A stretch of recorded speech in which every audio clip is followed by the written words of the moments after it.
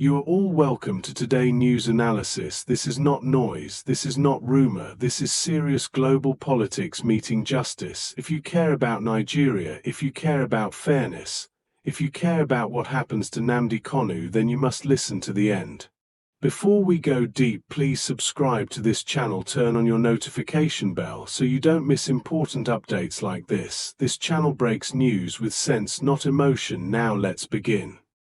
What started as a court ruling in Abuja has now exploded into one of the most controversial political conversations across Africa, drawing in former Ghanaian President John Dramani Mahama and Burkina Faso's revolutionary leader Captain Ibrahim Traoré, and igniting a storm that is reshaping the way Africans are talking about justice, sovereignty, resistance, and the future of the continent.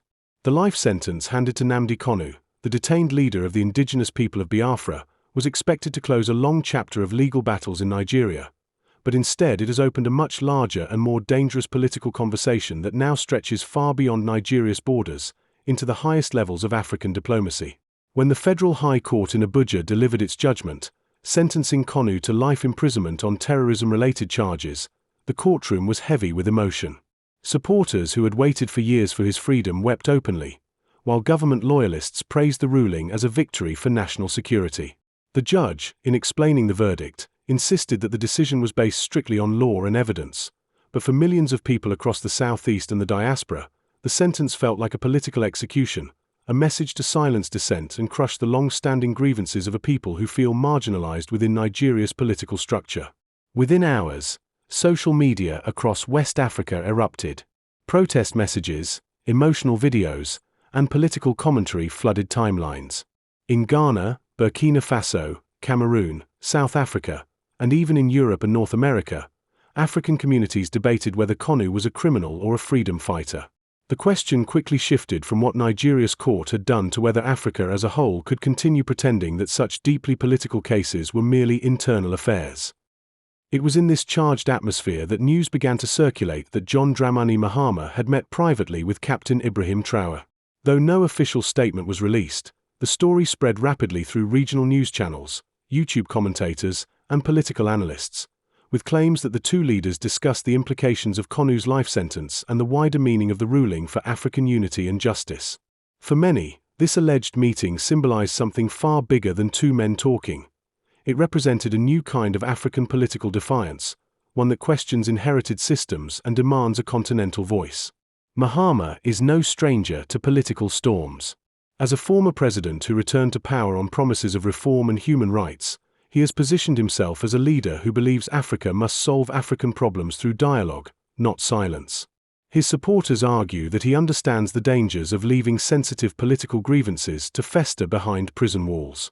Critics, however, accuse him of interfering in another country's domestic issues and risking diplomatic tension with Africa's most powerful nation. Traoré's presence in the story adds an entirely different weight. Since taking power in Burkina Faso, he has become a symbol of resistance to Western influence and a vocal advocate of African self-determination. To young Africans across the continent, he represents boldness and courage. To his critics, he is a military ruler who has disrupted democratic order. Yet regardless of where one stands, his voice carries enormous influence, especially among citizens who feel betrayed by traditional political systems. According to sources familiar with the discussions circulating online, Traoré reportedly expressed concern that the life sentence could fuel further instability in Nigeria and across the region. The fear is that imprisoning a figure as symbolic as Kanu without broader political dialogue could deepen resentment, encourage radicalization, and further divide communities already living with historical wounds from the Biafran War and decades of political exclusion. For Mahama, the case appears to represent a larger question about how African states handle dissent. In many countries, political grievances are criminalized rather than addressed, leading to cycles of rebellion, repression, and unrest. Observers say Mahama believes that Africa cannot build lasting peace by locking away voices of protest without addressing the root causes of anger, inequality, and mistrust. The Nigerian government, on the other hand, maintains that Kanu's case is purely legal. Officials argue that his broadcasts and alleged instructions contributed to violence, destruction of property, and loss of lives. They insist that no state can tolerate actions that threaten its unity and security. To them, the sentence is a warning that no individual is above the law, regardless of popularity or political symbolism. But across the continent, many see selective justice. They point to cases where armed groups or political figures accused of serious crimes have been pardoned or reintegrated, while Kanu, who claims he fought through words and ideology, receives a life sentence. This perceived imbalance has fueled a sense that justice is not applied equally, but politically. As debates rage, the African Union and ECOWAS have remained largely silent. This silence has only intensified speculation. Supporters of regional intervention argue that Africa must develop mechanisms to address conflicts that threaten regional stability, even if they originate within a single nation. Critics respond that such interventions could undermine national sovereignty and create dangerous precedents. In Nigeria's southeast, the mood remains tense.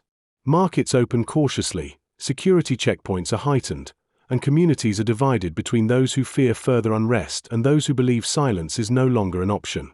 Families who have lost loved ones to violence linked to the conflict feel torn between justice and reconciliation, between anger and exhaustion. Diaspora communities have also taken up the cause, organizing online campaigns, petitions, and virtual protests.